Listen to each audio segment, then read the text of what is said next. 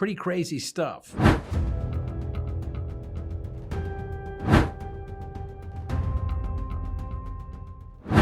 I think the film deals with these wonderful themes about media, power, inequality, fame, all these themes that run through it that are relevant today, and how someone can get themselves on the nightly news at a time before reality TV, where this guy could interrupt, I think it was the People's Choice Awards, and start listing his demands live on television on 3 networks.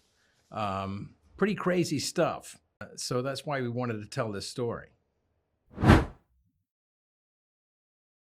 Hostage negotiation was a relatively new thing in 1977.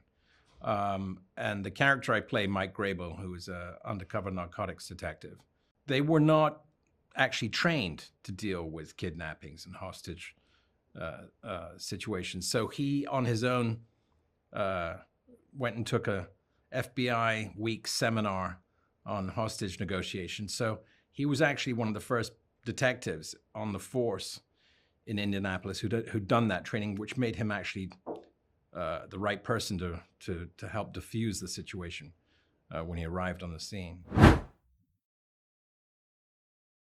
It was incredible. We were so happy to get that response, but I was most happy for Gus because he had not made a movie in 7 years. And so this was his return to cinema to realize just how beloved he is.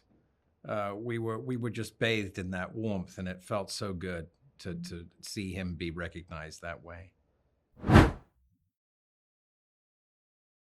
of the reasons I think he was drawn to it, because it was sort of an Easter egg. It's one of the first movies since Dog Day that dealt with a hostage situation that had dark comedy. You know, Sidney Lumet brought a lot of dark comedy to Dog Day.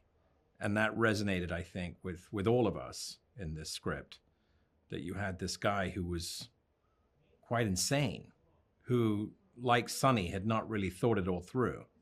And so we were attracted to those characters who feel like they're up against a wall and then make decisions that end up having huge consequences. I think that resonates with all of us, you know.